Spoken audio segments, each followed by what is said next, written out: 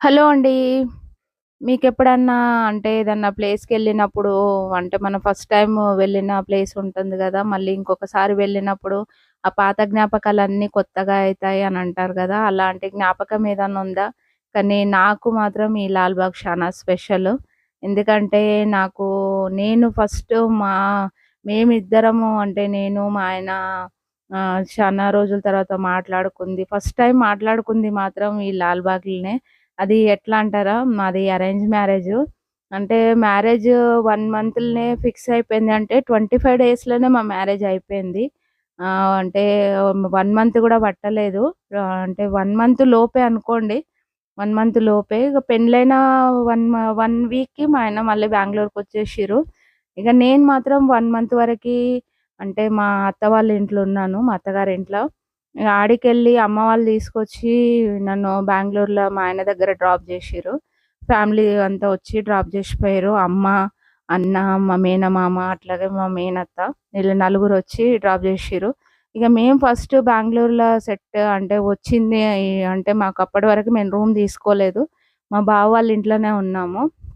ఇగ మా అక్క నేనొచ్చిన 1 వీక్ తర్వాత ఎడికన్నా బయటికి తీసుకొని పో కృష్ణవేణి అని జెప్పేసి మా ఆయనకి జెప్పినుండే.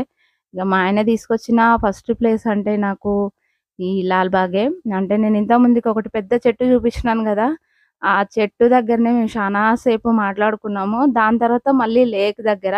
ఎందుకంటే అరేంజ్ మ్యారేజ్ గనుక మాకసలు మాట్లాడుకునేకి టైం లేదు. ఇంకోటేందంటే అసలకి మా ఆయనకి టైమే లేదు. 1 వీక్ నేనొచ్చి 1 వీక్ అయినా గూడా ఆయన పొద్దున అంటే ఆఫీస్‌కెళ్ళిపోతే మళ్ళీ సాయంత్రం వచ్చేది.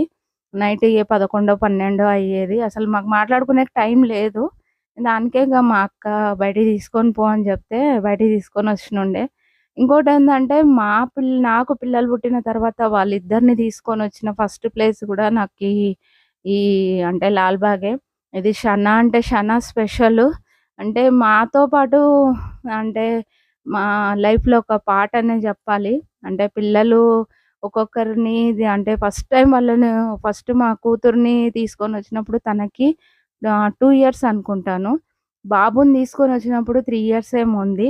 ఇక ఆ చెట్టు చూపించినాను గదా! ఆ చెట్టు మీద మాత్రం షన్నా అంటే షన్నా ఫోటోస్ ఉన్నాయి మా పిల్లలయి. అంటే అప్పుడు మొబైల్‌లో ఫోటోస్ మాత్రమే ఉండే. కొన్ని మొబైల్‌లలో మాత్రమే అంటే కెమెరాలతోని వీడియోలు తీసినవి ఉన్నాయి.